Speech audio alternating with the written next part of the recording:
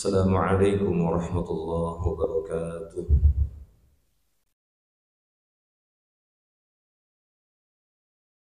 إن الحمد لله نحمده ونستعينه ونستغفره ونتوب إليه ونعوذ بالله من شرور أنفسنا وسيئات أعمالنا. من يهده الله فلا مضل له ومن يضلل فلا هادي له. أشهد أن لا إله إلا الله وحده لا شريك له وأشهد أن محمدا عبده ورسوله صلوات الله وسلامه على قدوتنا وأسوتنا حبيبنا نبينا محمد صلى الله عليه وسلم وعلى آله وأصحابه ومن تبعهم بإحسان إلى يوم الدين. أما بعد. Ma'asyiral muslimin rahimani Allah wa iyyakum ajma'in.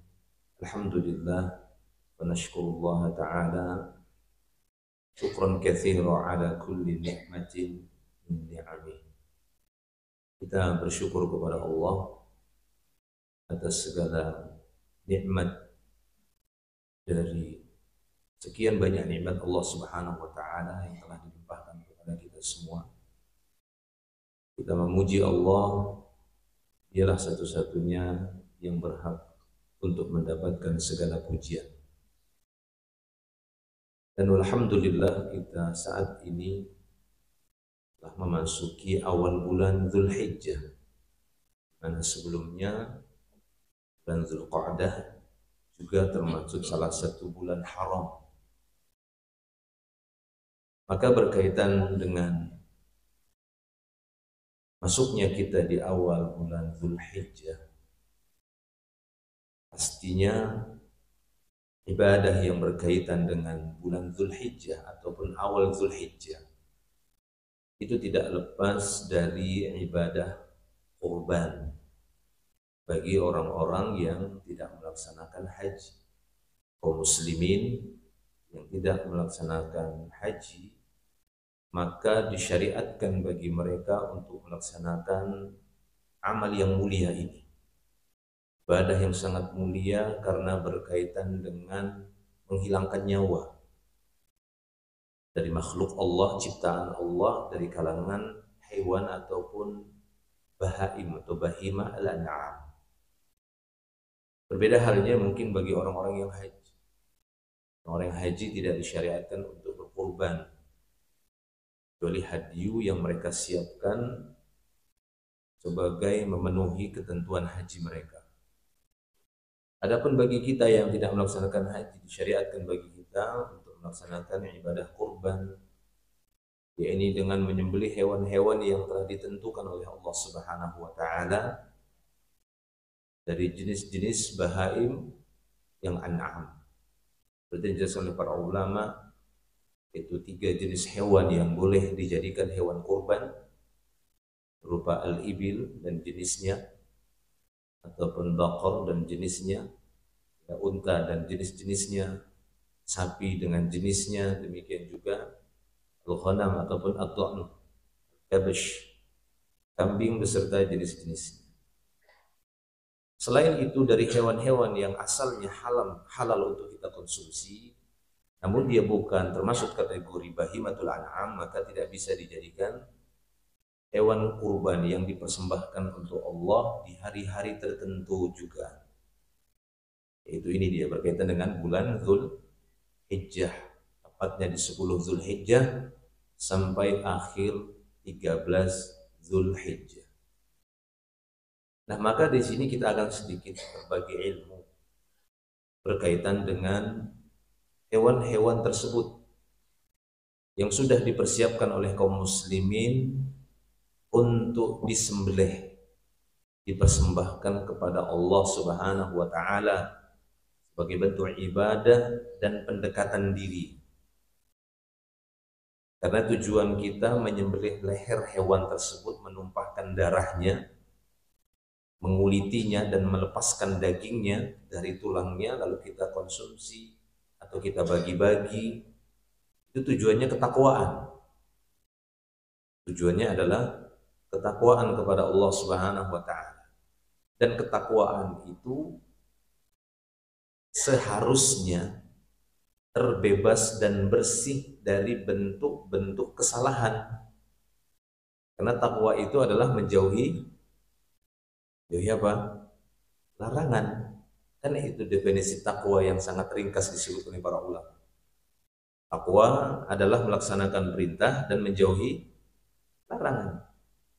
Sehingga semaksimalnya saat kita melaksanakan ibadah yang mulia ini, di mana ahlul jahiliyah pun dahulunya mempersembahkan hewan-hewan tersebut kepada Allah, tapi nggak diterima di sisi Allah karena ada pelanggaran, terutama berkaitan dengan keyakinan. Mereka melakukan pelanggaran yang berkaitan dengan keyakinan tentang tauhid, yang seharusnya sawaib, unta-unta yang mereka khususkan tersebut, yang sudah mereka karantina katanya sebagai perantara untuk Allah Subhanahu wa taala, tapi mereka persembahkan kepada berhala. Ketika ditanya, ini bukan cuma semata-mata untuk berhala, tapi sebagai perantara agar mendekatkan diri kepada Allah, kata mereka. Mana'buduhum illa liqarribuna ilallahi zulfa. Kami enggak nyembah berhala ini hanya untuk bentuk taqarrub saja, katanya. Kurban itu dari kata taqarrub, qarraba, kurban, ya, diwazan fu'lan. Jadi taqarrub, mereka juga taqarrub dulu dengan hewan-hewan tersebut, tapi banyak pelanggarannya, hingga unta-unta yang sudah mereka karantina yang disebut dengan sawaib itu mereka persembahkan untuk berhala, mereka sembelih darah-darahnya. Nah, adapun dalam syariat kita, apa yang dicontohkan oleh Nabi kita Nabi Muhammad SAW, maka kurban tersebut tujuannya seperti namanya, qurbah, taqarrub, memang untuk ingin mendekatkan diri kepada Allah Subhanahu wa taala. Sehingga kata Allah Subhanahu wa taala di dalam surah Al-Hajj itu, la yanalallaha luhumuha wala dima'uha walakin yanaluhu at-taqwa minkum. Ini kata Allah Subhanahu wa taala. Bukan daging-daging ataupun darah sesembelihan itu yang sampai kepada Allah. Bukan itu yang sampai kepada Allah. Yang sampai kepada Allah itu takwa. Takwanya kalian yang sampai kepada Allah. Maka bentuklah ketakwaan itu saat melaksanakan ibadah kurban ini. Udhiyah, bentuk penyembelihan hewan-hewan yang sudah ditentukan dan di waktu yang sudah ditentukan pula, serta kaifiat penyembelihan yang sudah ditentukan juga. Oleh karena itu kita mengambil satu sub judul saja yang berkaitan dengan menyakiti hewan kurban. Jadi semaksimalnya kita hindarkan, karena memang tujuan utama adalah untuk takwa, dan ketakwaan adalah menjauhi larangan, laksanakan perintah-perintahnya, lalu berusaha untuk menghindarkan diri kita, menjauhkan diri kita dari segala bentuk larangan, terutama berkaitan dengan adab terhadap hewan. Apalagi hewannya ini kan sudah beda. Beda atau sama seperti hewan yang halal secara umum? Beda. Harusnya sudah ada perlakuan yang khusus juga secara beda, nggak sama. Karena ini memang ibadah khusus. Bukan semua hewan boleh dijadikan sembahan. Walaupun kijang itu, rusa itu halal kita makan, tapi dia tidak sah ketika dijadikan kurban di hari raya Idul Adha. Tidak sah dia dijadikan udhiyah. Padahal dia halal untuk kita konsumsi. Tapi kenapa tidak bisa? Karena itu tadi pengkhususan dari Allah Ta'ala. Ini ibadah yang sangat tinggi. maka perlakuannya juga khusus. Jangan sampai kalah terhadap ahlu jahiliyah. Mereka mengkarantina, betul-betul dijaga unta tersebut yang akan disembahkan kepada berhala. Betul-betul mereka jaga. Tidak sampai mereka sakiti. Bahkan ada syarat khusus, untanya tersebut ya belum pernah dikawinkan dengan unta yang lain. Betul-betul enggak. Bersih kata mereka. Bagus. Nah itu dia. Makanya kita dapati Nabi SAW ketika mensyaratkan hewan kurban, apakah hewan tersebut bebas? Tidak. Ada yang berkaitan ketentuan umurnya, kemudian fisiknya, nggak sakit yang jelas sakit, nggak cacat yang jelas cacat, ini dan itu. Berarti apa? Ini ada ketentuan ini, berarti khusus ini.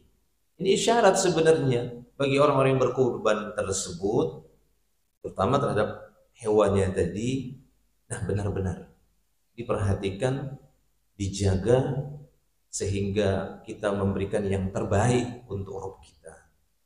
Walaupun Allah Ta'ala bukan membutuhkan daging dan darah itu, bukan itu yang sampai kepada Allah, tapi takwanya kalian, kata Allah. Allah ingin lihat takwanya kalian. Nah, berkaitan dengan hewan kurban itu ada nilai ketakwaan di sana. Karena kita melaksanakan perintah dan menjauhi larangan-larangan. Jangan sampai berbuat larangan. Hewan secara umum saja tidak boleh kita sakiti, ya kan? Baik itu yang halal kita konsumsi ataupun yang tidak halal kita konsumsi misalnya. Apa boleh kita berbuat sesuka hati? Nggak boleh. Kucing halal nggak kita makan? Nggak halal kita makan, karena dia tergolong hewan yang bertaring, bercakar. Ya, secara umum Nabi SAW melarang hewan-hewan yang zunabin wa makhlabin, yang memiliki cakar, memiliki taring. Cakar dan taring yang itu tujuannya untuk memangsa. Ini hukum asalnya ini haram. Seperti jenis harimau, anjing, ya, singa, apalagi kalau yang dia bercakar seperti elang, dia memang mangsa. Ya, dia mengkonsumsi juga hewan bernyawa. Ya, kucing termasuk sebenarnya. Hanya saja Nabi SAW melihat kesulitan manusia atau kaum muslimin untuk menjauhkan diri dari kucing. Karena dia jenis hewan yang buas sebenarnya, cuma kehidupannya di sekeliling manusia, sehingga dia dikhususkan. Ya, sehingga dia dikhususkan. Nah, hewan-hewan yang haram dikonsumsi sekalipun nggak boleh kita menyakitinya. Ini haram bagi kita. Kucing nggak boleh kita makan. Jadi di kampungku. Kalau di kampungku lain lagi, dimasukkan karung dia. Kan? Saya dulu dari kecil sering lihat itu kan. Cuma kucing saya aja nggak berani kan. Yang lain-lainnya itu sudah habis kucingnya. Ya. Jadi bahkan ada contoh dari Nabi kita SAW ketika beliau menceritakan dakhalat nar imra'atun, yakni bihirrah. Beliau SAW menceritakan ada seorang wanita yang masuk neraka gara-gara seekor hirrah. Apa hirrah itu? Kucing.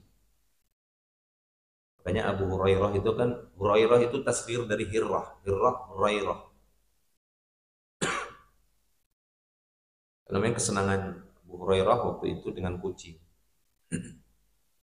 Tapi nggak ada ya, sejauh yang saya ketahui tidak ada secara khusus disunnahkan kita melihara kucing, nggak ada.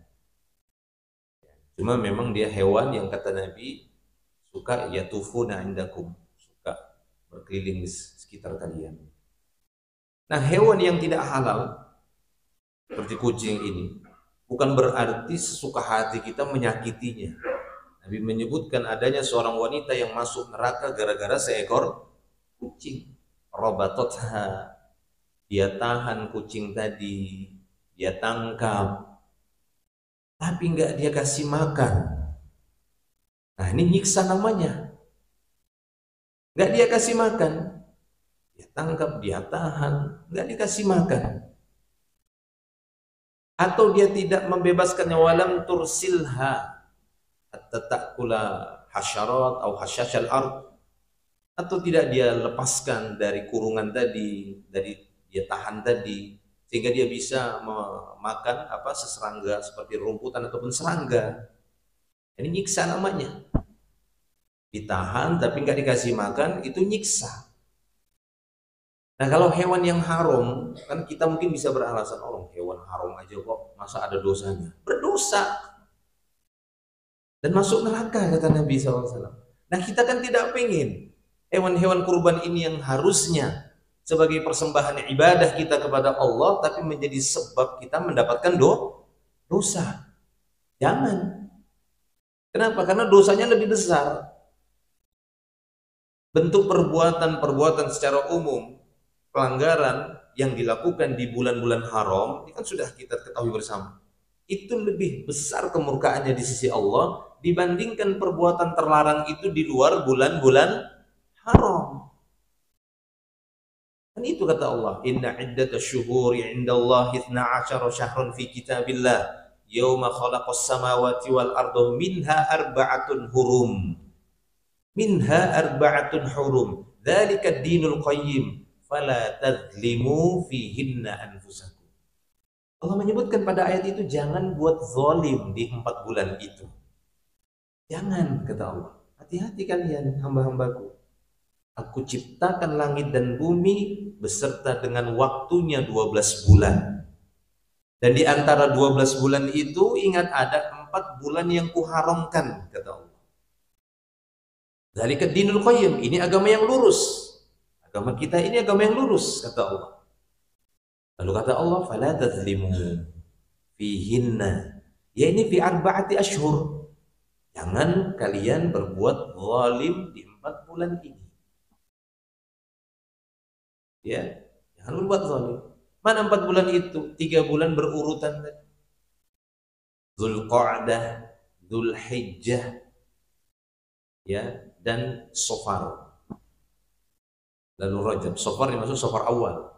Karena para ulama mengatakan dulu Safar itu juga 2. Safar awal, Safar tsani, Rabiul awal, Rabiul tsani, Jumadal ula, Jumadal ukhra, Rajab, Sya'ban. Rajab ini salah satu bulan haram, itu dia diapit Jumada sama Sya'ban.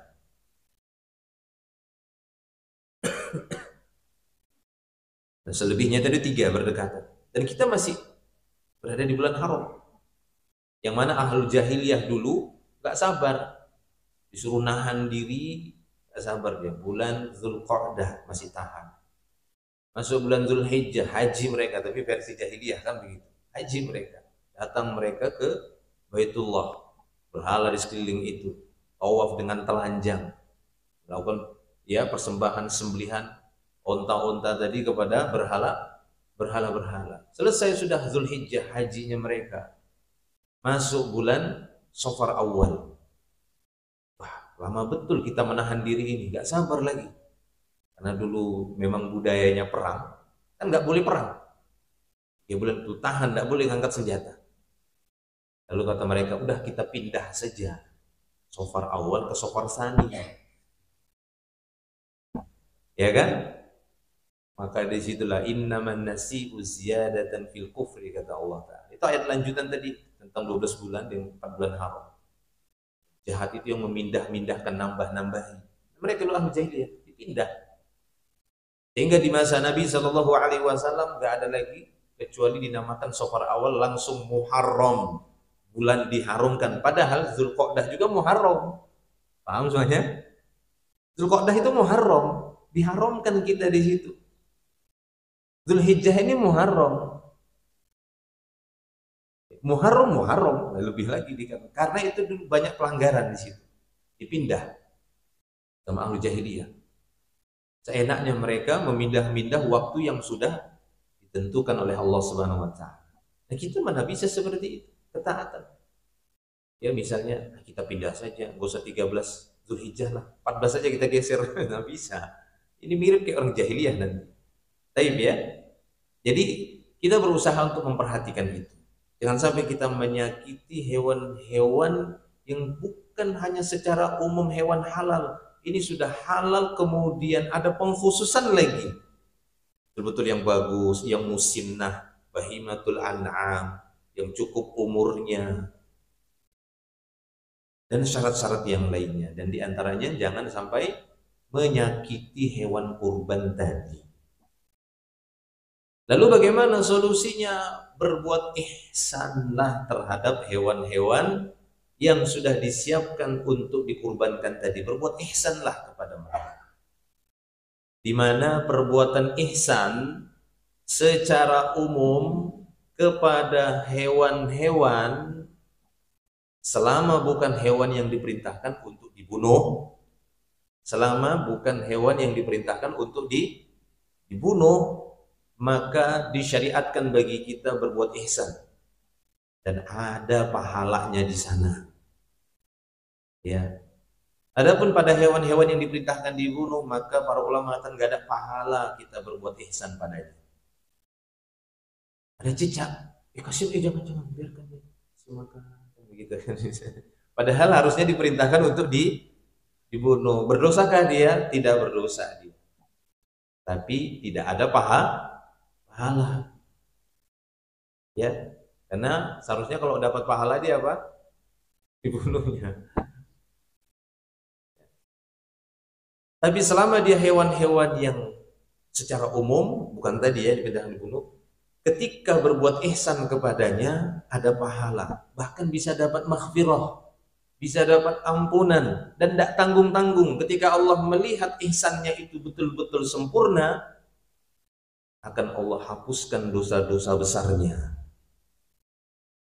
Sebagaimana Nabi pernah menceritakan imro'atun mumisah atau mumisah. Nabi pernah menyebutkan ghufirat imro'atun mumisah. Pernah seorang wanita mumisah diampuni sama Allah. Apa itu mumisah? Ya ini imro'atun tuzahiru bizzina. Seorang wanita yang terang-terangan membuka praktek zina. Apa kita bilang? Kita bilangnya apa sekarang? Saya malu mengucapkan kalau saya tahu bahasa itu bahasa saya kecil dulu. Ya. Dari L dia nyebutnya ya kan. Kalau sekarang apa bilang? Pelacur. Itu agak inilah ya bahasanya ya. Pelacur. Paham kan pelacur kan? Ingat waktu kecil itu pakai L bilangnya. Itu kasar sepertinya. Ya, pelacur. Kalau sekarang lebih halus lagi bahasanya. Jadi orang juga kurang jijik dari perbuatan itu. Kupu-kupu malam. Ya kan kurang serem kan begitu kan? Kurang memberikan takhwif. Rasa takut untuk menjauhnya itu jadi kurang. Jadi justru penasaran, kayak apa sih kupu-kupu malam? Kayaknya indah betul kan begitu ya. Kok zina dikonotasikan kayak indah jadinya. Padahal itu maksiat. Jangan. Makanya kalaupun mungkin tidak seperti bahasa yang saya paham tadi pakai L gitu, ya yang bisa membuat orang itu jauh dari perbuatan tadi. Ya, pelacur. Bagi sampai PSK ya. Betulkah itu sebetulnya PSK ya? Ya itulah dia. Mumisah. Namun Nabi pernah menceritakan diampuni seorang wanita yang mumisah hanya gara-gara berbuat ihsan kepada seekor hewan yang hewan itu asalnya haram dimakan. Apa itu? Anjing. Coba. Ya, Allah mengampuninya, membebaskan dia dari neraka, memasukkannya ke dalam surga karena berbuat ihsan kepada seekor hewan yang asalnya haram dimakan. Haram dimakan. Dan para ulama menyebutkan ini jenis anjing yang ditolong oleh wanita pelacur tersebut bukan anjing yang diperintahkan untuk dibunuh. Karena anjing yang diperintahkan dibunuh bukan semua anjing, dan tapi kalbul uqur, anjing yang memang sangat bahaya, yang gigitannya itu berbahaya. Sama seperti ular, tidak semua ular diperintahkan dibunuh, yakni ular yang semburannya bisa membuat wanita hamil keguguran. Kalau kena wanita hamil gugur itu, gugur langsung janin. Ya, jadi kita harus paham, memang ada hewan yang diperintahkan dibunuh, tapi teliti. Tidak semuanya ketika dapat wah anjing dibunuh, semua anjing ketemu dibunuhin, bukan. Ya, yang dia al-uqur, bahaya. Baik ya. Maka perjamaah Allah Subhanahu wa taala, ketika kita tadi mengetahui ada dua hal yang berseberangan tadi. Ya, dua hal yang satu berbuat ya idzaah, menyakiti, lawan dari ihsan. Isaah, berbuat menyakiti, akhirnya masuk neraka. Itu tentang wanita yang menahan seekor kucing, melihara seekor kucing, tapi nggak dikasih makan, masuk neraka. Mati dia, tersiksa dia. Dikasih makan, tersiksa dia, masuk neraka wanita ini.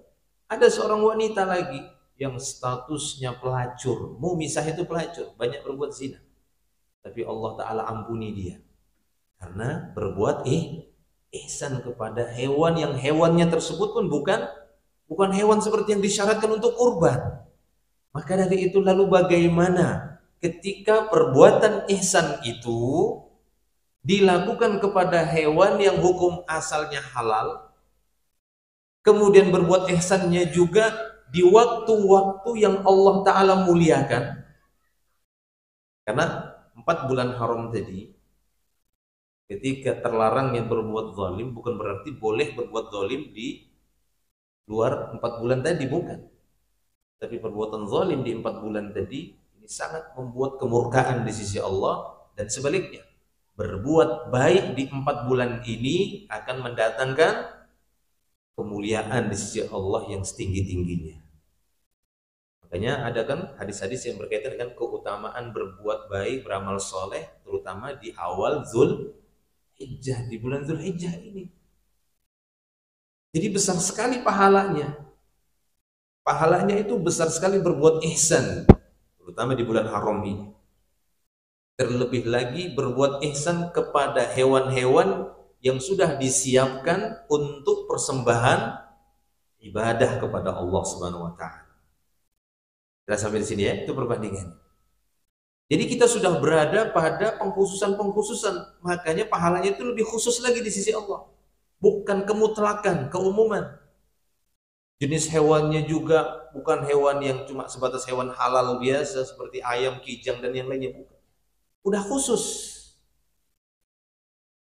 Ya. Ini sudah khusus. Ciri-ciri hewannya tadi juga sudah khusus, umurnya sudah khusus. Sempurnanya khusus. Nah, maka berbuat ihsan kepada hewan-hewan tersebut itu akan mendatangkan pahala yang sangat-sangat besar di sisi Allah Subhanahu wa taala. Nah, demikian juga menyakitinya itu akan mendatangkan kemurkaan dan kebencian di sisi Allah. Apalagi itu dilakukan di bulan haram. Menyakiti hewan itu dilakukan bulan haram. Jangan. Baik. Oleh karena itu ada beberapa hadis yang menjadi acuan bagi kita semua. Secara umum perbuatan ihsan ini Nabi SAW kaitkan dengan hewan sembelihan. Nabi SAW bersabda, Inna Allah katabal ihsana ala kulli syai'in. Sesungguhnya, kata Nabi kita SAW, sesungguhnya Allah mewajibkan untuk berbuat ihsan kepada setiap sesuatu. Segala sesuatu kita diperintahkan untuk berbuat ihsan. Lalu Nabi mencontohkan, dan Nabi karena memang kita diperintahkan berbuat ihsan pada setiap kebaikan, selama itu bukan untuk kemaksiatan itu bukan ihsan lagi namanya, itu sudah membantu kemaksiatan namanya, itu sudah kejahatan namanya. Nah, Nabi SAW langsung mencontohkan karena banyaknya perbuatan ihsan yang bisa dilakukan pada setiap lini, pada setiap ruang lingkup, pada setiap perkara. Setelah tadi Nabi mengatakan innallaha katabal ihsana ala kulli syai', langsung Nabi mencontohkan wa idza qataltum fa ahsinul qitlah, kata Nabi. Kalaupun ada perintah-perintah qatl, perintah membunuh yang dibolehkan oleh Allah, maka bunuhlah dengan cara yang ihsan. Contoh seperti para mujahid yang terjun ke medan tempur perang, ya, kaum muslimin pada waktu itu yang diberangkatkan oleh Nabi ke medan perang misalnya, Nabi menyebutkan bentuk-bentuk ihsan di medan perang. Kata Nabi, jangan membunuh nisa wasibyan, jangan bunuh para wanita dan anak-anak. Lalu kata Nabi, wala tumatsilu, ketika kalian membunuh musuh, jangan melakukan muslah. Tahu muslah ya? Mutilasi. Ini dia. Kenapa? Karena Allah Ta'ala menyebutkan di dalam surat Muhammad, contohnya Allah mengatakan, wa idza laqitumul ladzina kafaru fadharbar riqab, kata Allah. Kalau kalian ketemu dengan musuh-musuh Allah di medan tempur, langsung targetkan leher, kata Allah. Pukul lehernya langsung, kata Allah. Kenapa? Supaya enggak nyiksa. Ya, supaya enggak nyiksa. Jangan nanti ketemu musuh enggak ada itu. Nah, ini tak kerjain ke kaki mulu putusin. Ya, telinga dulu. Enggak boleh seperti itu. Itu muslah, itu penyiksaan namanya dalam perang. Haram itu dilakukan seorang mujahid. Ya. Jadi sampai seperti itu. Wa idza qataltum fa ahsinul qitlah. Nabi mencontohkan, kalaupun ada perintah membunuh, perintahkan oleh Allah, bunuhlah dengan cara yang ihsan. Enggak boleh nyiksa. Walaupun itu sudah dibolehkan oleh Allah. Ya. Jadi dibolehkan sudah. Udah di medan tempur, nggak bisa lagi. Haram ini bunuh orang. Jangan, kau resiko dibunuh gitu. Tapi sudah perang. Ya, dalam peperangan. Baik, langsung kita lanjut. Lalu setelah itu Nabi mencontohkan lagi. Wa idza dzabhtum fa ahsinudz dzibhah, kata Nabi. Ya. Dan ketika kalian ingin menyembelih, nah kalau membunuh tadi itu lebih kepada manusia yang memang dibolehkan oleh Allah ataupun hewan. Hewan juga. Jika kita diperintahkan dan kita hendak melakukan qatlah, pembunuhan atau mungkin membunuh hewan yang diperintahkan dibunuh, maka tetap kita berbuat ihsan. Makanya membunuh cicak pahalanya itu lebih besar ketika sekali pukul mati. 100 kata Nabi. Apabila sampai berkali-kali berkurang, 40, 70, 50. Berkurang dia karena enggak sempurna lagi. Tok 10 kali baru mati. Jadi usahakan prok dah mati. Kenapa? Supaya tadi menghindari bentuk penyiksaan saat membunuhnya. Karena kata Nabi, wa idza qataltum fa ahsinul qitlah. Nah, begitu juga wa idza dzabhtum, nih kita diperhatikan, saat nyembelih itu jangan sampai nyiksa. Jangan sampai menyiksa. Karena itu sakit. Sakit enggak disembelih? Sakit. Makanya Nabi mengatakan wa idza dzabhtum fa ahsinudz dzibhah. Kalau kalian nyembelih, sembelihlah dengan paling ihsan, kata Nabi SAW. Supaya enggak nyakiti hewan kurban tadi atau hewan yang disembelih. Hewan yang disembelih ini kan ada yang di hari Idul Adha, ada yang di luar Idul Adha. Terlebih lagi yang memang hewan yang disembelih pada waktu Idul Adha, hari-hari tasyrik, karena ini khusus untuk Allah. Bagaimana caranya? Nabi menyebutkan salah satu solusi setelahnya lagi, kata Nabi. Apa kata Nabi? Wal yuhidda ahadukum syafratahu. Nah, Nabi berikan solusi. Caranya supaya saat kita nyembelih hewan tadi nggak nyiksa, tajamkan pisau sembelihan tadi, syafrah. Syafrah itu jenis pisau yang besar. Ya, yang dia bilahnya agak lebar. Itu penyebutan syafroh. Ada mudyah. Ya, mudyah dia juga termasuk pisau besar juga sih. Ya, khonjar, ada yang dia pisau bermata dua, itu jenis-jenisnya saja, itu penamaan. Ya, syafroh ini jenis pisau yang memang dia disiapkan mata bilahnya itu. Makanya dikatakan syafratu saif. Itu pedang yang punya mata iknya itu ya, yang tajamnya itu, ya, yang bevelnya kan dibuat bentuk ininya. Itu memang di antara jenis ya, syafroh itu tuh penyebutan bilah senjata yang memang sangat tajam, yang dia bisa mencukur bulu. Sampai seperti itu ya. Nah, begitu. Itu tajam. Kata Nabi, tajamkan lagi. Wal yuhidda ahadukum syafratahu. Hendaknya salah seorang di antara kalian betul-betul tajamkan pisaunya. Lalu apa kata Nabi? Wal yurih dzabihatahu. Irahatu zabiha. Coba Nabi menyebutkan irahah. Senangkan sembelihanmu. Ya, bukan disiksa. Makanya banyak para ulama di antara bentuk penyiksaan ketika dia menyembelih dengan alat menyembelih yang nggak tajam. Bahkan sebagian mazhab, di antaranya mazhab Syafi'i, ulama mengatakan bahwa wajibnya bisa sampai pada hukum wajib. Ketika pisau sesembelihan yang disiapkan itu tidak tajam, wajib menajamkannya dulu. Dan dosa dia tetap memaksa untuk menyembelihnya dengan pisau yang tidak tajam. Kenapa? Karena ini bisa jatuh kepada itu. Munkhaniqatu. Kata Allah Subhanahu wa taala, wal mauquzatu. Ini kan jenis-jenis hewan yang haram, bangkai. Karena matinya apa? Kecekek, terpukul, terjatuh. Ya. Kenapa? Karena tidak keluar darahnya, nggak disembelih, nggak mengucur darahnya. Jelas sampai sini? Ya, jadi betul-betul ditajamkan itu solusi dari Nabi kita Sallallahu Alaihi Wasallam. Hendaknya salah seorang yang akan menajamkannya, senangkan, gembirakan sembelihannya tersebut. Sehingga kata Al-Imam An-Nawawi,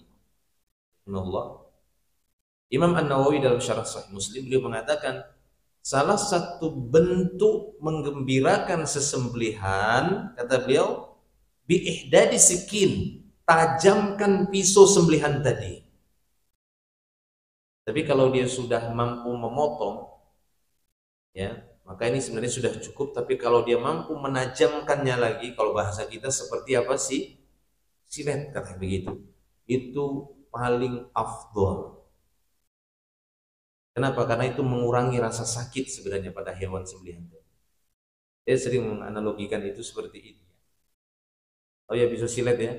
Mungkin ada kita punya pengalaman kena pisau silet atau pisau yang sangat tajam. Aduh. Bahkan bukan aduh. Kenapa? Baru keluar darahnya, baru lama kita, baru ke otak kan begitu kan? Baru terasa sakitnya. Ya atau tidak? Telat nggak sakitnya? Telat sakitnya. Beda tadi kalau kepukul martil. Tang. Langsung kayak film kartun. Ya, begitu ya. Itu tidak. Ya kan? Nah, begitulah sakitnya hewan itu kalau dia kepukul matinya. Nggak boleh dipukul dalam Islam itu. Ya, tapi disembelih dengan pisau yang sangat tajam supaya dia nggak merasakan set putus sudah. Ya, terutama 4 saluran yang ada di leher itu yang paling utama diputuskan. 2 saluran yang agak ke tengah kan begitu, yaitu mari dan hulqum, ya, saluran pernapasan dan saluran makan minum. Dan biasanya agak ke tepi dan dia ke sembunyi itu 2 saluran darah, ya, arteri. Sering disebut juga para ulama arba'atu audaj, ada 4 saluran sebenarnya.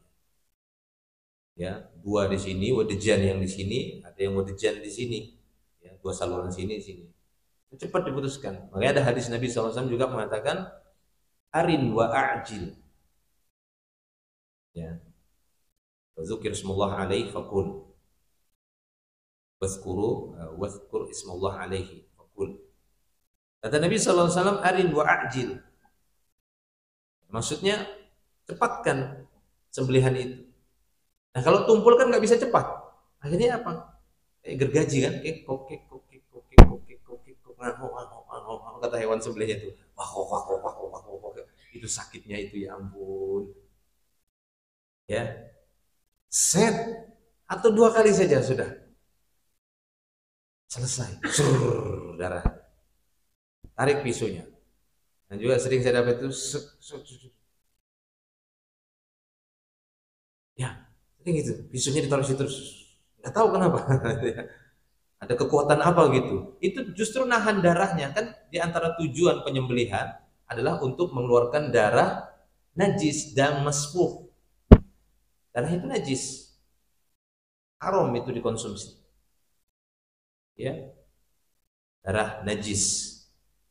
Daman masfuh kata Allah Subhanahu wa taala. Rijs itu najis, yaitu darah yang keluar saat sembelihan. Bisa darah itu di atas 50% lah yang keluar.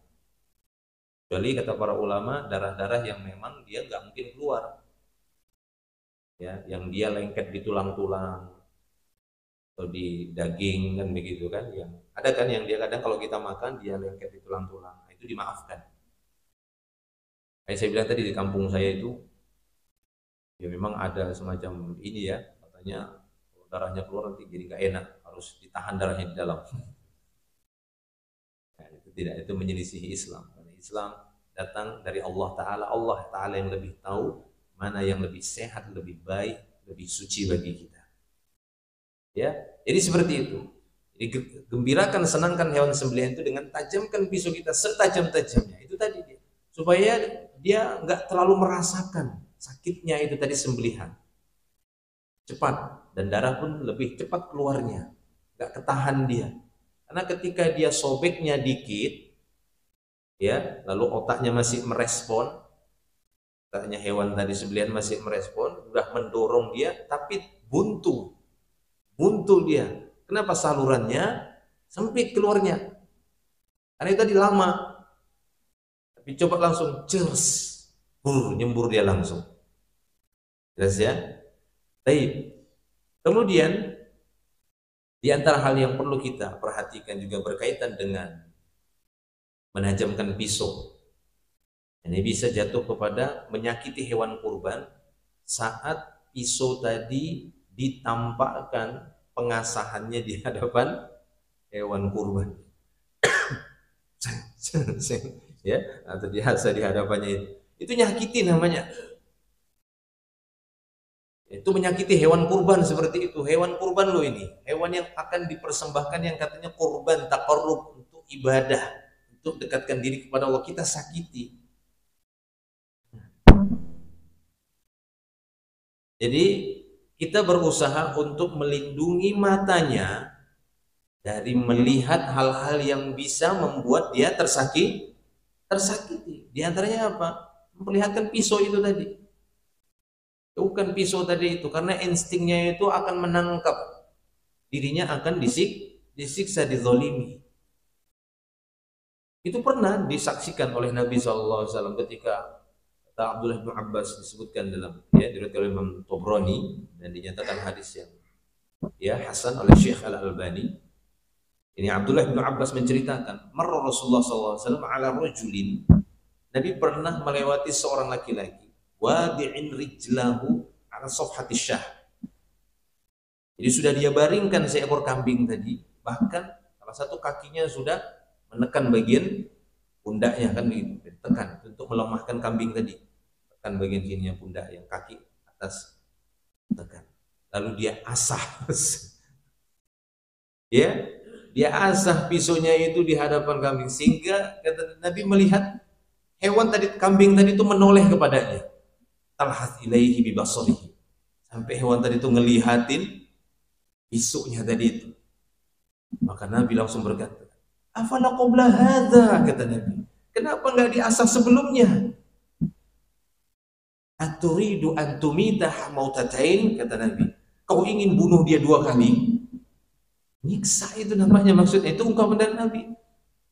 Apakah kau ingin ya memberikan siksaan double kepada dia? Yang udah sakit merasakan sembelihan itu, kau sakiti lagi dengan menampakkan pisau di hadapannya. Nah boleh ini menyakiti, apalagi itu hewan kurban. ya, di bulan haram. Hewan yang memang kita siapkan untuk Allah, yang nggak bisa sembarangan hewan, memang hewan yang istimewa ini hewan ini. Boleh ada cacat, boleh matanya aurok, matanya itu buta, arja nggak boleh pincang, gitu. Marido nggak boleh yang sakit-sakitan, ya, dan seterusnya. Nah, itu satu. Maka kita berusaha untuk menjaga pandangan hewan-hewan kurban yang sudah disiapkan tadi. Apakah itu secara langsung ditutup matanya? Boleh. Ini upaya-upaya ihsan. Ingat loh tadi, berbuat ihsan kepada hewan yang haram, anjing, bisa mendapatkan maghfirah. Ini hewan yang halal, bukan cuma halal secara umum, sudah halal dan istimewa. Kalau kita berbuat ihsan itu, masya Allah, itu kita maksudnya ini tuh mengharapkan pahala ihsan tadi, dan tidak jatuh kepada menyakiti, dosanya besar di bulan haram. Jadi kita jaga matanya, atau kalaupun tidak, kita lindungi pandangannya itu dari proses penyembelihan. Nah, itu juga.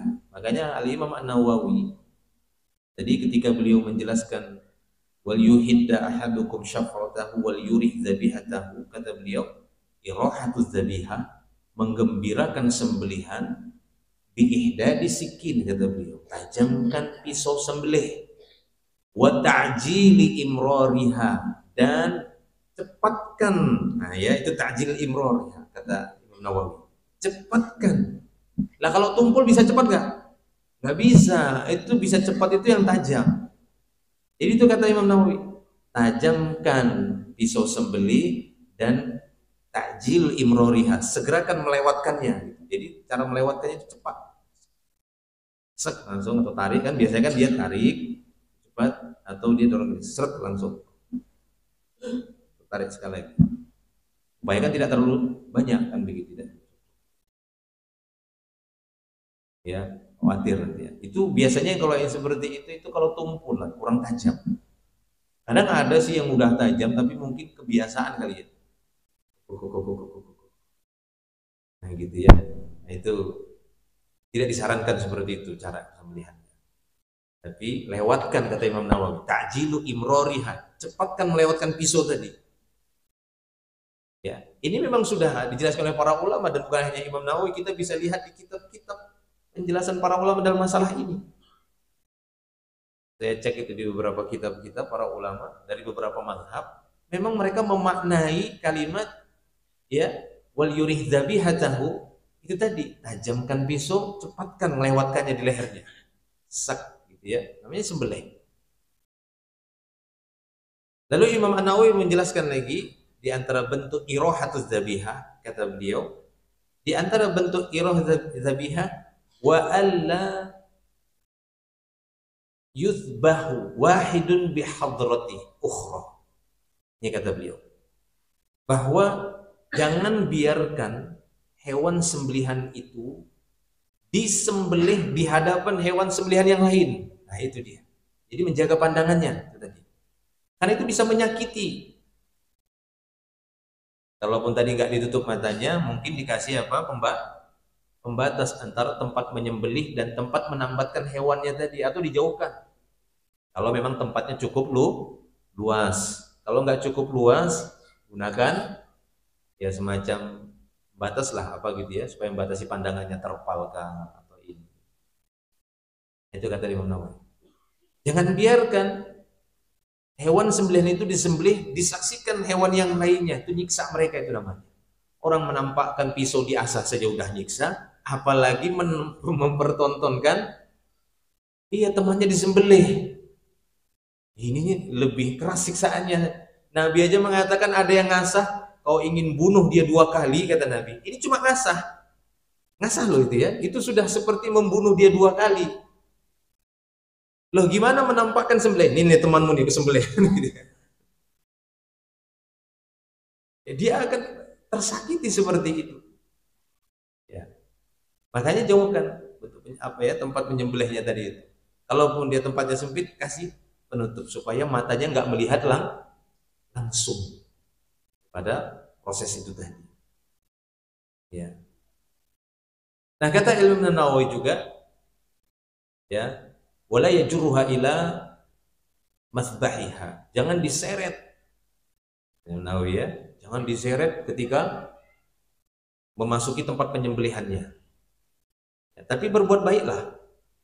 Bagaimana cara berbuat baik? Karena kan pada hewan-hewan, sejauh yang saya perhatikan lah gitu ya, Allah Subhanahu wa taala mengilhamkan pada hewan-hewan itu, ngasih petunjuk pada hewan-hewan itu untuk mendapatkan panggilan-panggilan. Ya. Itu ilham dari Allah Subhanahu wa taala. Seperti kucing. Itu ada panggilannya. Us. Kita juga nggak tahu tuh siapa yang mendahului itu.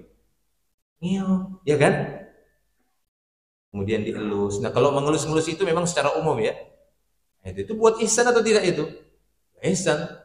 Dan itu menyakiti kalau Anda tepok kucing itu, nyakit namanya itu. Ya begitu juga hewan-hewan sembelihan tadi, kita elus, kita bujuk, ya. Kemudian kita berusaha untuk memperdengarkan suara-suara yang itu membuat dia lembut. Ya, kalau sapi kayaknya sejauh yang saya tahu dari kecil itu juga ya. Nah, gitu. Kalau kucing, nah kan gitu kan. Kalau ayam, nah kan gitu kan. Ada memang bahasa untuk membuat mereka itu jinak. Ya, kalau burung ada kan macam-macam, ya begitu ya. Ada. Ya, kambing itu ada memang. Ya, Allah Ta'ala itu ilhamkan pada hewan-hewan itu ketika berinteraksi dengan manusia, itu ada panggilan yang memang mereka itu peka di situ. Ya, tingkat sadarnya itu ada gitu, dapat mereka itu dipanggil dengan itu. Nah, kita gunakan itu bentuk ihsan. Jadi jangan tarik-tarik aja seperti itu. Kita cari tahu gimana gitu. Mungkin dengan elusan. Ya, titik-titik kelemahan juga itu kan ada pada hewan tadi. Ataupun bahasa atau tadi dia panggilan yang membuat dia itu menjadi lunak, ya, tidak puas. Karena kata Nabi kita sallallahu alaihi wasallam, inna lihadhil bahaim awabid ka awabidil wahash. Ini beliau ucapkan karena pada waktu itu ada unta yang awalnya itu jinak, ya, tiba-tiba liar, sehingga ada salah seorang waktu itu karena khawatir, akhirnya dia tombak, bismillah, itu jadi pengganti penyembelihnya. Ya, kecuali memang batangnya tombak yang kena, itu jangan dimakan. Kata Nabi, kalau kalian melempar tombak, lalu kalian dapat hewan buruan kalian itu sobek dengan tombak kalian tadi, tapi melemparnya bismillah, maka makan. Tapi kalau enggak kalian lihat ada sobekan atau dia cuma kena batangnya tombak, haram dimakan karena dia hewan yang terpukul bukan tersembelih. Gitu. Ya. Jadi kembali itu ya, artinya kata Imam Nawawi, wala yajruha ila madhhabi. Jangan ditarik, dipaksa gitu, itu akan menyakiti dia. Sehingga apa? Tadi matanya itu kita usahakan tidak melihat sesuatu yang menyakiti dan menyakitkan dia. Apakah itu tidak menampakkan pisaunya tadi diasah di hadapannya, atau tidak memperlihatkan ya teman-temannya itu disembelih sehingga dia lihat. Karena mereka itu punya awabidul wahash. Mereka itu punya karakter buasnya. Itu jangan kita munculkan. Ya, jadi kata Nabi tadi, hadis tadi, sungguhnya hewan-hewan yang bisa diternak ini itu punya tabiat buas seperti hewan buas. Kalau dia udah buas, itu sama kayak walaupun dia nggak ada taring tapi gigit, ya kan? Mau dia begitu. Walaupun dia nggak ada taring gigit, walaupun dia nggak ada cakar itu dia nendang, ceker, kan begitu. Luar tabiat buasnya. Ya. Kemudian kita jaga pendengaran dia. Menurut penelitian juga, terutama sapi itu kurang suka dia itu dengan suara yang ribut. Walaupun orang rame, dia akan tenang, tapi nggak ribut. Nah, kalau ribut, dia akan terganggu itu dan akan muncul takutnya, itu mengganggu dia. Sehingga dia lihat Jadi sana sini matanya. Kadang kan kita gitu, waktu pas dibawa hewan kurban itu tidak disarankan kita ribut. Walaupun alasan Anda itu takbiran. Allahu Akbar, Allah. Dia sudah mau lari, mau diapain aku ini ya? Karena ribut. Udah tenang aja dulu. Nggak apa-apa Rami, tenang, biarkan dia. Kecuali udah dalam keadaan terikat, udah siap disembelih, kemudian kita ingin bertakbir saat menyembelih, itu silahkan. Karena memang udah siap dia disembelih. Takbiran dari situ nggak ada masalah. Tapi masih baru gini, Allahu Akbar, Allahu Akbar, ya, kita sembelih, tumpahkan darahnya, dengar dia kan gitu kan? Iya, wah ini takut dia lari lagi. Setidaknya kalaupun dia nggak lari, dia tersakiti dengan seperti itu. Jadi nggak disarankan itu pas tenang saja dulu. Nah, begitu ya. Kemudian juga penciumannya. Karena memang itu yang perlu kita jaga, itu penglihatan, pendengaran. Penciumannya itu kuat. Kalau memang mampu nanti proses penyembelihan, sisa-sisa darah itu kan ada kan sembelih, karena umumnya itu biasanya dekat-dekat masjid lah, ya, halaman-halaman masjid pakai yang agak sempit, sehingga bekas-bekas penyembelihan tadi itu darahnya itu tadi, itu kalau sudah tercium oleh dia dari jarak yang memang sudah dapat, buat dia takut lagi, sakiti lagi dia. Makanya para ya ahli hewan biasanya itu menyarankan setiap sekali selesai penyembelihan, misalnya sapi atau kambing itu, bersihkan dulu darahnya dan dikelabuhi penciumannya itu, ya, ditipu penciumannya lah kan begitu ya, artinya dikelabuhi dengan disiram semisal kayak apa ya, karbol kan begitu ya, semisal itulah, supaya dia nggak mencium bau darah tadi, jadi hilang rasa takutnya. Kita manusia akan dongkol ketika mencium sesuatu yang ya atau tidak, atau akan memunculkan rasa takut nggak? Iya, bau bunga kantil, takut. Iya, langsung respon itu. Mereka juga itu langsung respon itu dengan bau-baunya tadi, apalagi bau darah. Respon langsung dia, takut. Coba kalau bau parfum, enaknya kan begitu ya. Bau kopi kan, wah enaknya. Bau soto, wah enaknya. Coba bau darah, apa ini? Nah kan begitu kan, bau bunga kuntilanak. Respon kita langsung itu. Hewan itu juga begitu. Makanya disarankan itu darahnya tadi itu supaya dihilangkan aroma amisnya itu, supaya dia nggak cium itu. Tujuannya apa tadi? Ihsan. Innallaha katabal ihsana ala kulli syai'. Kata Nabi. Allah itu mensyariatkan untuk berbuat ihsan pada setiap sesuatu. Apalagi yang berkaitan dengan hewan-hewan kurban. Nah itu ya para jamaah Allah Subhanahu wa taala, bahasan yang mungkin bisa kita sampaikan sebagai pengingat bagi kita semua, semaksimalnya kita untuk berbuat ihsan kepada hewan-hewan kurban yang udah kita siapkan tadi ya, untuk disembelih di hari-hari kurban, dan kita berusaha untuk menjauhkan diri dari segala bentuk larangan, baik itu bagi sahibul kurban dilarang motong kuku, ya kan, itu kan bentuk larangan juga.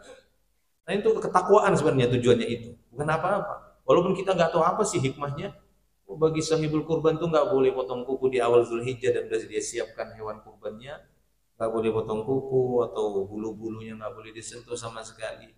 Ya itu tadi, ketakwaan adalah menjauhi larangan. Laksanakan saja sudah perintah Allah, jauhi segala bentuk larangan, terlebih lagi di bulan haram ini ya, supaya kita mendapatkan nilai pahala takwa yang tinggi di sisi Allah Subhanahu wa taala. Allahu a'lam. Ini bertanya silakan.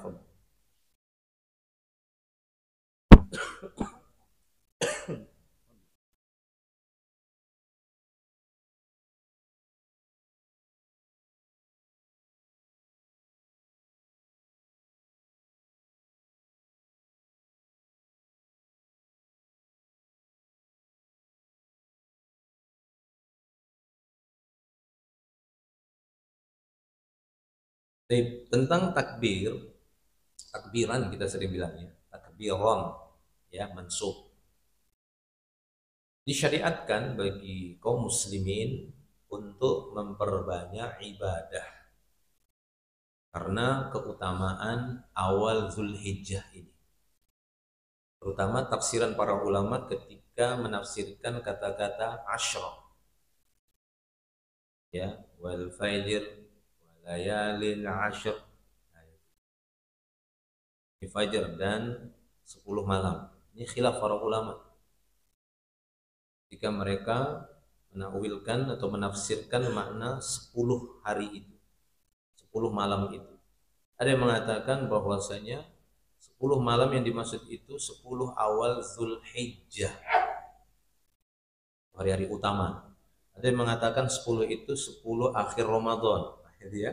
10 akhir Ramadan, ada yang mengatakan 10 awal Zulhijjah. Ya. Ada juga yang mengatakan 10-nya itu adalah 10 awal Muharram. Ya, 10 awal Muharram. Yang lebih kuat itu tadi dua tadi, 10 awal Zulhijjah atau 10 akhir Ramadan. Baik. Nah, maka wallahu a'lam bishawab. Artinya 10 awal Zulhijjah itu berdasarkan dalil, walaupun tadi untuk tafsiran yang walayalin ashr itu ada khilaf, tapi memang 10 awal Zulhijjah itu utama. Ada keutamaan itu berdasarkan hadis-hadis yang lainnya. Sehingga amal-amal di hari-hari tersebut itu sangat utama. Kita kasih contoh dibandingkan dengan Muharram. Muharram itu kan bulan haram juga itu kan? Iya. Tanggal berapa yang kita ibadah di situ? Puasa? Tanggal berapa? 10 Muharram juga kan? Iya. Atau disebut juga hari Asyura karena Ashrah dia 10. Ya, jadi itu keutamaan. Berapa keutamaan berpuasa di hari Asyura itu? 10 Muharram. Menghapuskan dosa berapa tahun? 1 tahun. Ya kan? 1 tahun. Kalau berpuasa di 9 Zulhijjah atau yang dikenal dengan hari Arafah atau puasa Arafah, berapa pahalanya? Menghapuskan dosa 2 tahun. Mana lebih banyak dari puasa Asyura? Puasa Arafah.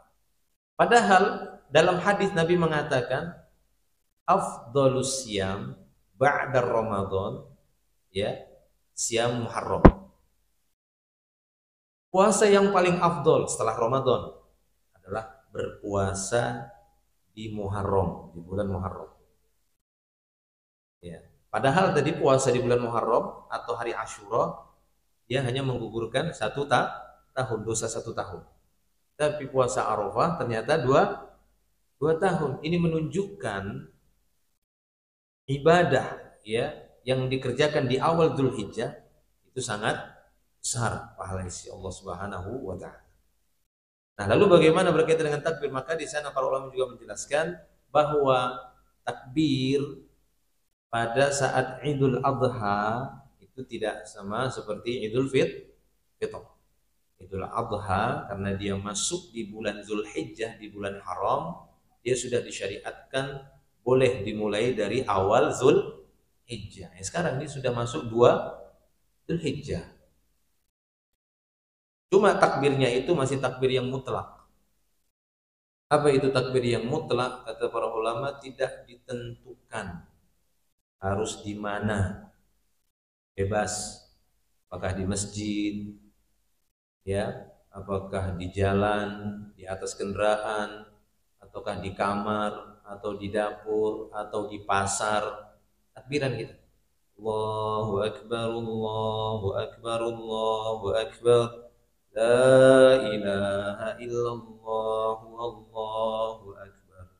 Allahu Akbar walillahil hamd. Terus kita ulang-ulang.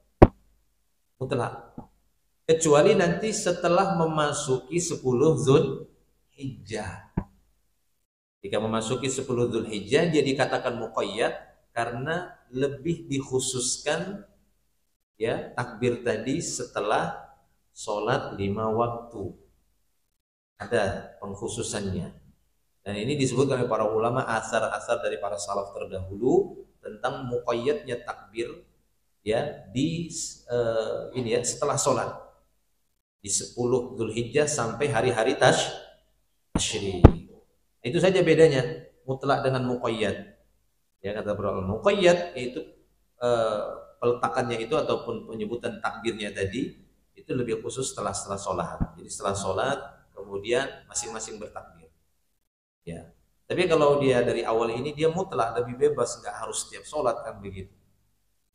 Jadi nggak ditentukan dia kapan. Nah, kalau dia yang muqayyad itu tadi setelah sholat Id, maka boleh dilanjutkan takbir tadi sampai akhir sholat asar di 13 Dzulhijjah. Setelah sholat asar maka maghribnya udah nggak ada lagi, karena kalau maghribnya itu di 13 Dzulhijjah sudah masuk 14 Dzulhijjah dan sudah selesai. Kemudian pertanyaan kedua, bagaimana ta'riful ihsan? Deskripsinya ihsan ini atau definisinya ini gimana, sampai sejauh mana? Intinya ihsan adalah satu kalimat yang didatangkan dalam syariat untuk menunjukkan puncaknya amal kebaikan dalam Islam. Ya. Jadi puncaknya akhlak ihsan, puncaknya ibadah ihsan dalam ibadah. Jadi satu kata yang memang untuk menunjukkan puncaknya amal soleh. Itu dia, itu puncaknya amal soleh. Makanya Nabi SAW ditanya tentang Islam itu lebih kepada amal-amal yang terlihat, zahir. Ya kan? Apa itu Islam? Kata Jibril, yang Jibril datang dalam pakaian putih bersih, rambutnya hitam. Tapi ketika ditanya, akhbirni anil Islam, beliau menyebutkan Islam itu anta syahada la ilaha illallah, bersyahadat, tampak dia, terlihat. Ya, wa iqamus shalah, menegakkan salat. Ya, wa ita'iz zakat, menunaikan zakat. Shaum Ramadan, puasa bulan Ramadan. Haji ke Baitillah, ya, berhaji ke Baitullah. Jadi amalan-amalan yang tampak, zahir, terlihat. Lalu beliau ditanya, apa itu iman? Nah, itu memang khusus amalan-amalan hati. Iman itu hatimu beriman kepada Allah, meyakini malaikat-malaikatnya, meyakini kitab-kitabnya, meyakini semua rasul yang diutus, meyakini tentang hari kiamat, meyakini adanya takdir yang baik dan takdir yang buruk. Dia iman, lebih condong kepada amalan batin. Kalau Islam amalan zahir yang terlihat. Lalu dia tanya lagi, apa itu ihsan? Nah, ihsan itu memang mengumpulkan ini tadi, lahir dan batin ini terkumpul pada seorang, lalu dibarengi dengan ihsan. Beliau ditanya, apa itu ihsan? Dia mengatakan, anta'budallah, kau beribadah kepada Allah. Nah, ibadah kepada Allah tadi ada yang lahir dan batin, ada yang zahir dan yang batin.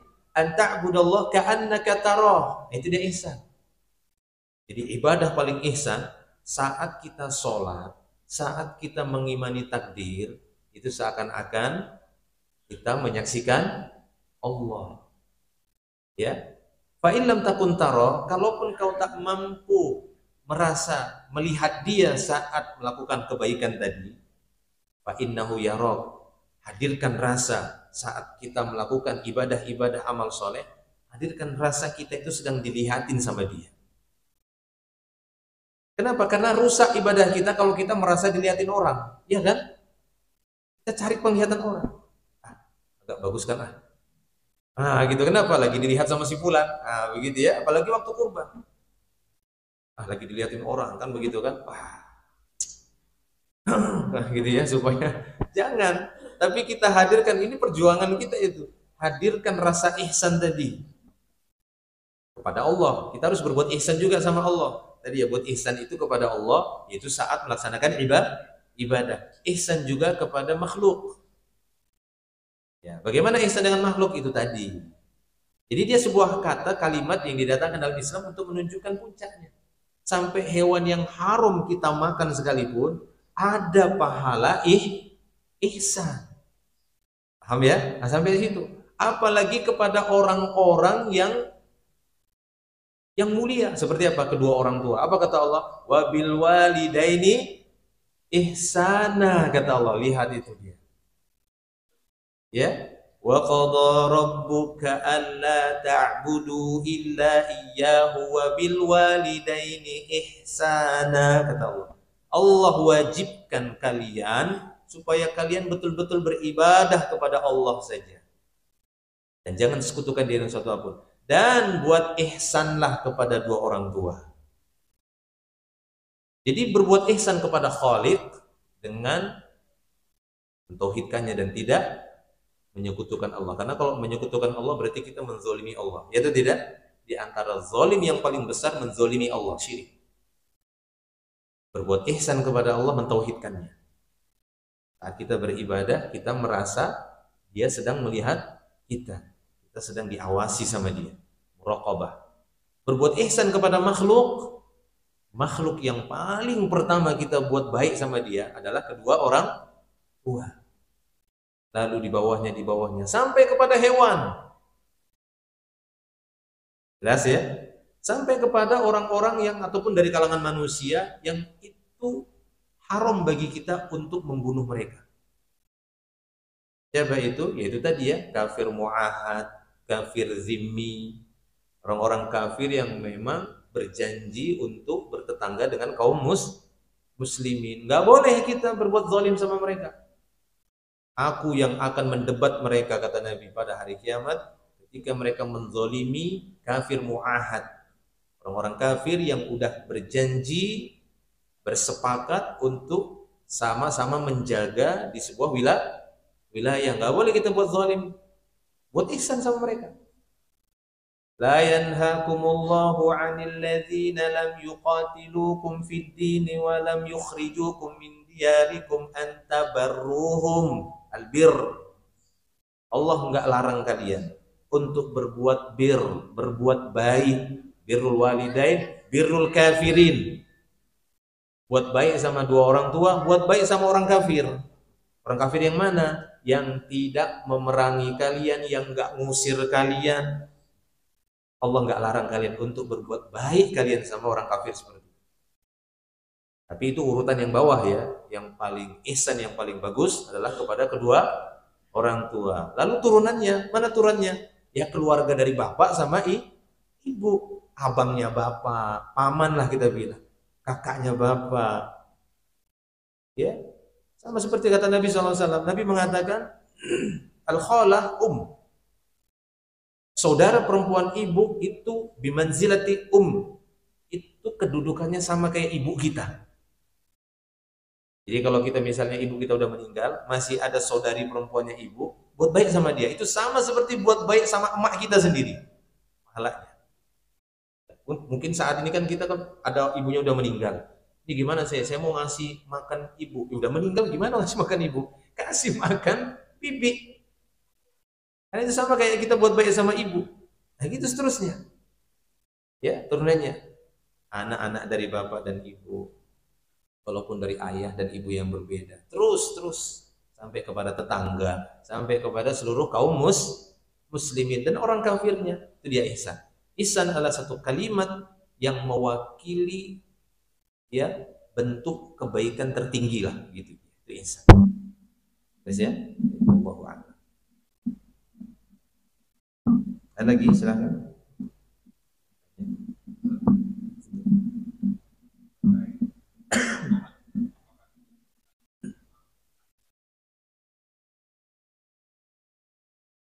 Itu hakikah.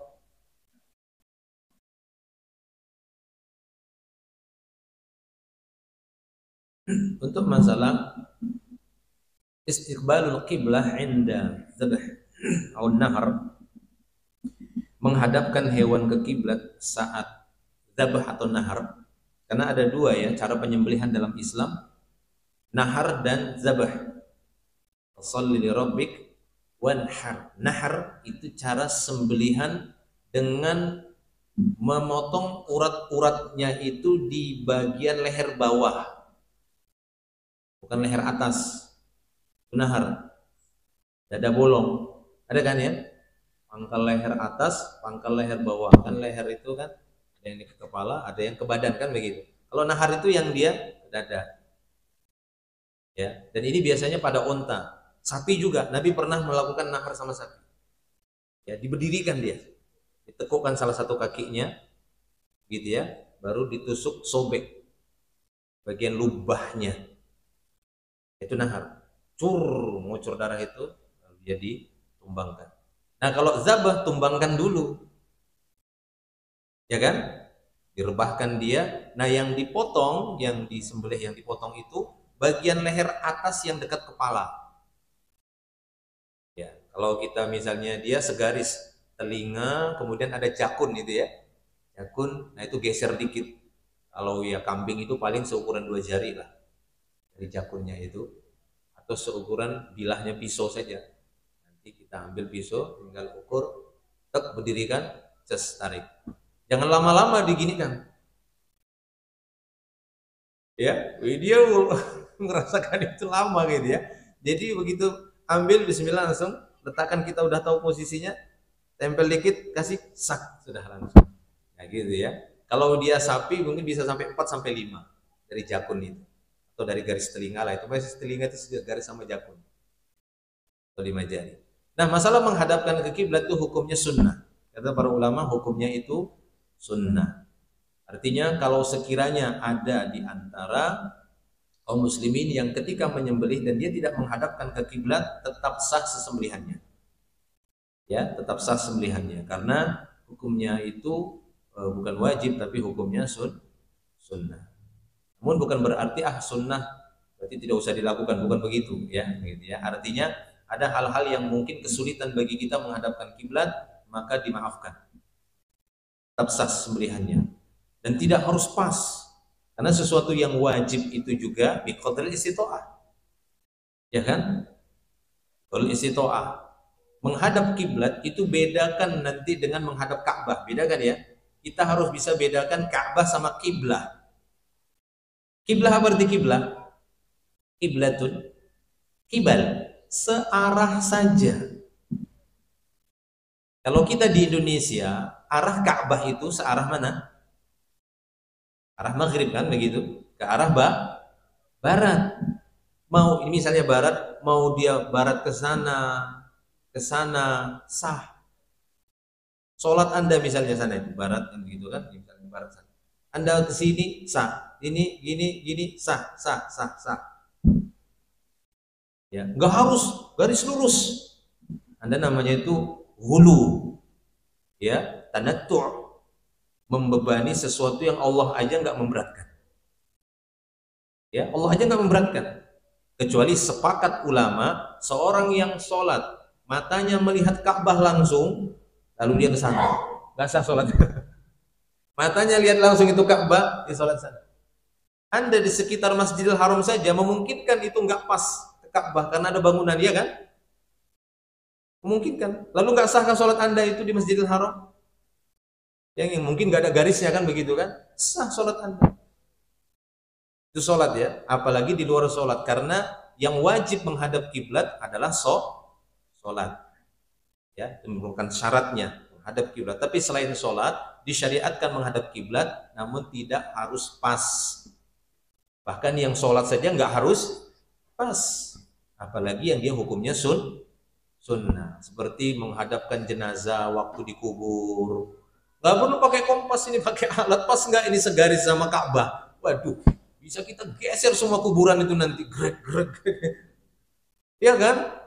Wah ini nggak segaris, ada perubahan lagi, geserin semua kuburan. Wah nggak boleh lah begitu. Ya, nggak perlu. Jadi untuk sembelihan itu cukup searah saja.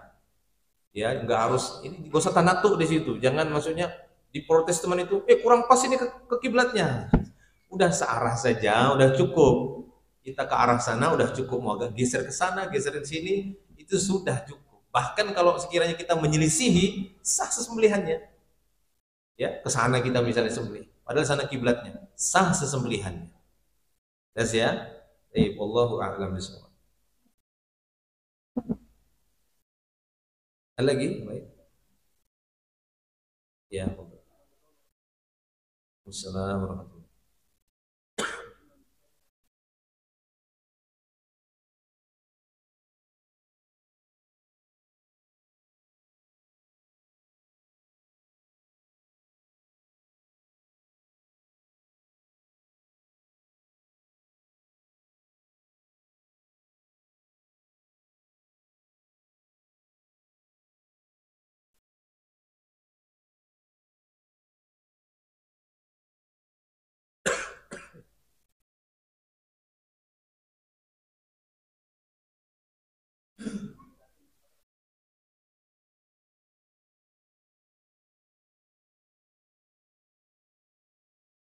Iya, hadis yang berkaitan dengan man kana lahu si'ah aw sa'ah wa lam yudhi fala yaqrubanna musalla. Siapa yang punya keluasan harta lalu dia tidak berkurban, maka jangan dekati lapangan tempat sholat Id kami atau tempat menyembelih, karena tempat menyembelih yang lebih afdol di tempat sholat hari raya, lapangan paling afdol tempat, karena Nabi setelah selesai sholat Id ya, lalu turun dari mimbar berkhutbah, turun dari mimbar, lalu beliau langsung di tempat dekat itu juga minta didatangkan kabesnya, dombanya, lalu beliau menyembelih di situ. Nah, bagaimana dengan hadis tadi? Memang di sana para ulama tafsir, ulama hadis khususnya ya, meneliti hadis tadi, dan mereka menilai hadis itu dhaif. Jadi penilaian hadis dhaif itu macam-macam. Ya, bisa karena redaksi matan, bisa karena sebab sanad. Matan itu redaksi. Jadi redaksinya itu menyelisihi, kontra gitu ya, bertolak belakang dengan hadis yang jelas-jelas sahih. Redaksinya itu bertolak belakang. Ini bisa didhaifkan oleh para ulama karena menyelisihi hadis yang udah jelas sahih. Gitu ya, dari sisi matan saja bisa. Walaupun kebanyakan hadis-hadis itu dinilai dhaif ataukah tidak, itu dari sisi sanad. Sanad itu nama-nama perawi yang meriwayatkan, yang sampai kepada tabi'in, sahabat, sampai kepada Nabi. Itu diteliti. Ya, itu diteliti. Misalnya sampai ke siapa, kan begitu. Misalnya sampai ke Imam Tirmidzi. Tirmidzi itu nanti sampai di atasnya gurunya, terus nanti di atas sampai kepada Rasulullah, itu diperiksa. Nah, ketika pada orang-orang tersebut, misal ada orang yang majhul, ya, misalnya dari Imam Tirmidzi ke atas sampai ke golongan tabi'in, misalnya muridnya sahabat, misalnya kan begitu. Ini harusnya masa ini masa tabi'in, rawi ini, tapi dicari nggak dikenal dia di kalangan tabi'in. Kenapa? Karena dia menyebutkan aku mendengar Ibnu Umar, dia nyebutkan begitu si rawi, kan begitu kan, sami itu Ibnu Umar. Si fulan ini dicari, ini pasti tabi'in, ya atau tidak? Karena dia dengar langsung dari Ibnu Umar. Ibnu Umar sahabat. Seperti Nafi itu kan yang menyertai Ibnu Umar, dia banyak menyebutkan Ibnu Umar begini ya, ini jalurnya Nafi ini sahih. Nah, tapi selain Nafi, dia kata dengar Ibnu Umar, siapa ini tabi'in ini? Dicari-cari dari seluruh nama-nama para tabi'in, nggak ketemu. Majhul, tahu majhul ya? Nggak dikenal, maka diragukan tadi redaksinya. Oh, gitu loh. Nah, gitu dia. Dhaif ini nggak jelas. Nanti dulu ini. Turunkan dulu ini. Nah, gitu. Nah, pada hadis tadi itu, kana lahu si'ah wa lam yudhi fala yaqrubanna musallana. Ada para ulama yang menyebutkan, yang meneliti, ada perawinya di situ yang nggak kuat. Itu tidak hanya majhul ya, mungkin ada perawinya dikenal, tapi orang-orang yang ditanya sezaman dia tentang dia menilai si fulan itu lemah hafalannya. Nah, ini jadi meragukan. Gitu dia, meragukan ini redaksinya ini. Jangan-jangan ada kalimat dia yang tertinggal gitu ya, yang dia lupa, jadi sampainya ke kita kurang. Kecuali nanti ada jalur sanad yang lain yang nggak ada dia, redaksi mirip. Nah, itu terangkat namanya. Ya, hadis yang hasan li ghairi. Dia dhaif naik ke hasan karena sebab hadis lain. Hadis lain itu nggak menyebutkan dia dengan rawi yang lain, tapi kuat semuanya, nggak ada masalah pada perawi, redaksi mirip. Itu dia. Ya, adapun hadis yang tadi itu memang banyak didhaifkan oleh para ulama karena itu tadi ya. Karena ada rawi yang di situ dianggap lemah dalam periwayatannya. Sifat-sifatnya dia. Kadang dia karakter ininya juga kan, sebagian ulama hadis ada yang memang ketat.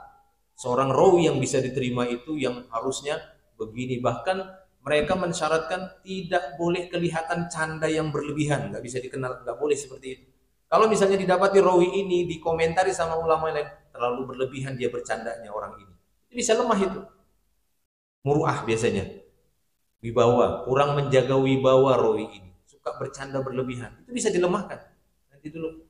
Karena ini kalau dia suka ngelawak kan begitu kan, bisa-bisa dia masukkan nanti dalam hadis Nabi itu kalimat-kalimat untuk melucu. Atau dia tambahin, tunda turunkan. Ya seperti rawi-rawinya Imam Bukhari itu kan kuat-kuat. Sanadnya Imam Bukhari. Itu memang syaratnya ketat. Memang yang harus kuat hafalannya, sholatnya, dikenal memang sholatnya kuat, hafalannya kuat, ininya ketakwaannya terlihat. Nggak pernah terlihat di tengah masyarakat tuh buat yang aneh-aneh begitu ya. Tapi seperti ini. Ya, begitulah para ulama memang betul-betul menjaga ucapannya Nabi. Karena ucapan Nabi itu wahyu. Harus betul-betul dipastikan orang-orang yang tadi menghafal wahyu tadi betul-betul orang soleh gitu. Yang nggak dicurigai dia dusta. Kan gitu kan? Karena umumnya manusia itu kan mudah dia. Canda, nambah-nambahi kalimat. Ya atau tidak? Kan berapa kali ada orang seperti melakukan uji coba, misalnya 20 orang dibariskan, ya kan? Nanti dikasih kalimat dia gini, saya makan siang lalu malam. Kabar-kabar-kabarkan sampai sini udah beda kalimatnya. Begitu kan? Nah, gitu ya, uji coba. Apalagi ini masih satu zaman, satu waktu, apalagi beda zaman. Nah begitu. Jadi intinya hadis itu dinilai dhaif oleh para ulama. Makanya dia di sana itu ada khilaf karena memang nggak ada dalil Quran ataupun hadis yang menyebutkan secara qat'i tentang wajibnya berkurban. Jadi khilaf para ulama. Jumhur ulama memang mengatakan sunnah muakkadah. Kecuali Imam Abu Hanifah atau mazhab Hanafi. Mereka mengatakan wajibnya berkurban di hari raya Idul Adha. Ya, wajibnya. Selebihnya mereka mengatakan sunnah muakkadah. Tapi mereka rata-rata mengatakan bahwasanya ada nisab harta. Artinya bagi kaum muslimin yang hartanya sudah mencukupi untuk makan di hari raya Idul Adha dan hari-hari tasyrik, harta yang berlebih, paham ya? Harta yang berlebih dari kebutuhan pokok 4 hari tadi dan itu mencukupi untuk mendapatkan hewan kurban, disyariatkan dia berkurban. Biaya 4 hari biasanya berapa? Untuk 3 anak, 4 anak pasti beda lah ya, 10 anak beda kan begitu. Ya, kalau 1 anak biasanya berapa biayanya 1 hari? Suami istri dengan 1 orang anak 1 hari 3 kali makan itu biasanya berapa habisnya? Tak beras-berasnya minumnya berapa habisnya? Cukup 300.000? Berlebih malah ya, 200.000 ya, 1 anak misalnya, 200.000? Lebih juga lah gitu ya. Ya anggaplah 200.000 kali 4 hari, 800, anggaplah 1.000.000. Misalnya ada 1 keluarga hanya punya 1 anak, ada stok uangnya, ada kasnya 1.000.000. Kelebihannya itu dan itu mampu beli kurban, disyariatkan, walaupun kita bahasanya disyariatkan karena itu ada khilafnya, disyariatkan dia berkurban. Ini hampir rata-rata ulama mazhab ya mengukur nisab itu. Bahkan ada yang mengukur nisab itu Idul Adha saja. Kalau dia punya stok makan Idul Adha ya, tapi yang jumhurnya sampai hari tasyrik, 1.000.000 lah kita anggap. Harta yang berlebih berapa? Misalnya ada uangnya 10 juta saja, nggak ada yang lainnya misalnya. 1.000.000 tadi kan cukup, dia anaknya 1. Cukup nggak untuk 4 hari tadi? Cukup. Kelebihannya 9 juta, bisa beli domba. Ya kan begitu kan? Maka disyariatkan dia berkurban. Itu semua ulama mengukur nisab harta yang disyariatkan kaum muslimin berkurban. Ya, Allah alam. Walaupun nanti masalah disyariatkan itu apakah wajib atau sunnah, nah itu beda para ulama. Allahu a'lam. Ada lagi?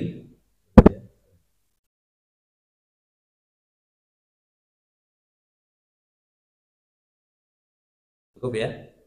Cukup mas ya. Tapi ya sudah mendekati jam 7. Ya mudah-mudahan Allah Subhanahu wa taala memudahkan kita untuk mengisi amal-amal kebaikan di hari-hari yang mulia ini. Terutama kita masih berada di 10 awal Zulhijjah mendekati Idul Adha. Kita maksimalkan waktu kita untuk memperbanyak kebaikan dan menjauhi segala larangan-larangan Allah. Dan semoga Allah memudahkannya, menjadikan kita semua menjadi hamba-hamba yang tinggi ketakwaannya di hadapan Allah Subhanahu wa taala dan menerima segala amal kebaikan kita semua. Allahumma amin. Demikian akhiru da'wana alhamdulillah subhanakallahumma bihamdik asyhadu an la ilaha illa ant astaghfiruka wa atubu ilaik. Assalamualaikum warahmatullahi wabarakatuh.